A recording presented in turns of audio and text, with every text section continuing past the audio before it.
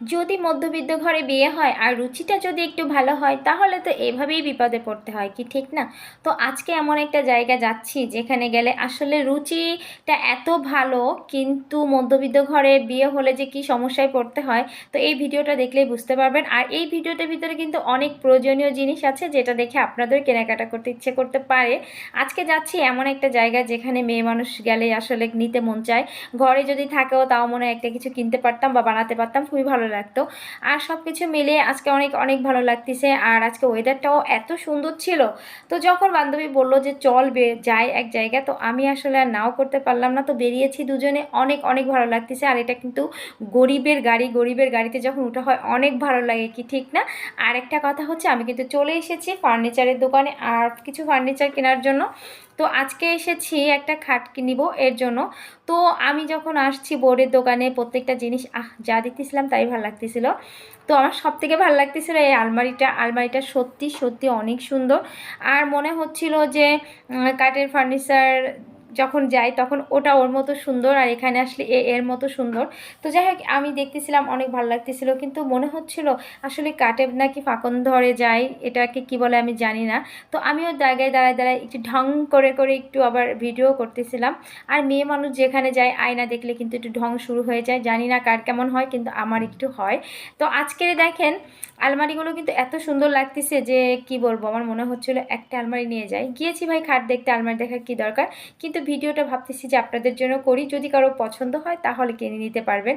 আর প্রত্যেকটা জিনিস আমার কাছে মনে হচ্ছিল এত কম, ভালো ব্রড, এতে দাম আপনার একটা আলমারি 25,000 26,000 টাকা। 3 পাল্লার আলমারিগুলো আসলে অনেক ভালো লাগতেছিল। একটা ছোট্ট একটা মিনি শোকেস, এই শোকেসটা আমার কাছে অনেক ভালো লাগতেছিল। ছোট ছোট কিছু জিনিস আছে 15,000 10,000 20-25,000 টাকার ভিতরে আপনি অনেক সুন্দর করে ঘর সাজাতে পারবেন। তো বোর্ডের জিনিসগুলো আসলে কেমন হয় আমি জানি না। তো এদিকে জুতার র্যাক ছিল, আর প্রত্যেকটা ওভেন রাখার র্যাক ছিল, প্রত্যেকটা জিনিসই আসলে অনেক সুন্দর ছিল। তো এগুলো দেখে আমার এত ভালো লাগতেছিল, আর তার জন্য ভিডিওটা করে ফেললাম। আর টিভি রাখার এটা আমার কাছে অনেক অনেক ভালো লাগতেছিল, যেহেতু যার যেটা লাগে। আপনাদের দামও বলে দিই, টিভি রাখার এটা মনে হয় 7-8 হাজার টাকা নিতে পারে, আমি শিওর না, তো আমি জিজ্ঞাসা করি নাই। আর এই অড্রপগুলোও খুবই খুবই দাম কম, 5,000-6,000 টাকার ভিতরে সুন্দর সুন্দর অড্রপ পাওয়া যায় এখানে। তারপর আপনার সব থেকে এই কিচেন র্যাকগুলো আমার কাছে অনেক অনেক ভালো লাগতেছিল। এরকম অনেক অড্রপ আছে যা অনেক সুন্দর। তো সব কিছু দেখে আসলে বললাম না যে মধ্যবিত্ত ঘরের রুচিটা যে অনেক বড়, এটাই সব থেকে বড় কথা। আর যেটা দেখতেছি ভালো লাগতেছে। আর এই খাটগুলো 10,000 12,000 15,000 8,000 6,000, মানে আপনার বাজেটের উপরে ডিপেন্ড করবে আপনি কেমনটা কিনবেন। তো যাই হোক, এরকম কিছু জিনিস আছে যা আমাদের আসলে ঘর সাজাতেও যারা পছন্দ করেন কমের ভিতরে, সব থেকে সুন্দর সুন্দর জিনিস আছে এখানে। আর কাঠের জিনিসের উপর তো কোনো জিনিসই নেই, কাঠ তো আসলে সবার উপরে। তারপরও যখন আসলে ইনকামটা কম থাকে তখন সাজাতে, ঘর সাজাতে আমরা সবাই পছন্দ করি। আর এই ডাইনিংগুলো কিন্তু 12,000 15,000 16,000 এরকম করে, অনেক কম দামের ডাইনিং। ওই যে আগেই বলেছি, কিন্তু মধ্যবিত্ত ঘরে বিয়ে হলেও রুচিটা কিন্তু অনেক ভালো। তো ওইখানে বোর্ডের সব কিছু দেখে আর ভালো লাগলো না, কিন্তু চলে আসলাম কাঠের দোকানে। আর কাঠের ফার্নিচার মানেই কিন্তু অনেক অনেক ভালো লাগে, ঘরের যে কোনো জিনিসই ভালো লাগে।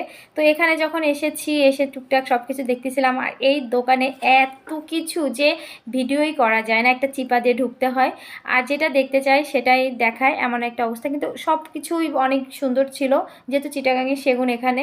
আর বাজেটের ভিতরেই ছিল, কমের ভিতরে আমি মনে করি অনেক অনেক কম দাম ছিল। তো এই আলমারিটা দেখাচ্ছিল, বানায় একজনের জন্য বানায় রাখছিল, তো আমাদেরকে দেখাচ্ছিল। তো অনেক, আমার কাছে মনে হয়েছে অনেক কম দাম। এই আলমারিটা পড়েছিল 50,000 টাকা। তো এরকম 3 পাল্লার আলমারি আসলে সেগুন কাঠের বানাতে গেলে কত পড়ে আমি জানি না, তবে আমার কাছে মনে হচ্ছিল কমই। তো এরকম অনেক কিছু সুন্দর সুন্দর জিনিস আসলে কাঠের দোকানে আসলে আর বোর্ডের দোকানের কথা ভুলেই যাওয়া লাগে। তো ফার্স্ট টাইম আমরা বোর্ডের দোকানে গিয়েছিলাম কেনাকাটা করার জন্য। তো ওখানে যে পছন্দ হলো না, তারপরে এখানে এসে সব কিছু দেখে একটা খাট পছন্দ হয়ে গেল। তো এখানে এসে একটা খাট কিনতে মানে কিনে আমার বান্ধবী বলতেছিল যে তুই নিয়ে এটা, আমি বলতেছি ভাই আমি কি নিতে আসছি, নিবা তো তুমি। তো যাই হোক কেনাকাটা ছিল ওর, তো ওর সঙ্গে যেহেতু গিয়েছিলাম একটা খাট কিনতে, আমার কাছে অনেক ভালো লাগছিল আর খাটটা আমি নিজেই ওকে পছন্দ করে দিয়েছি যে তুমি এইটাই নাও।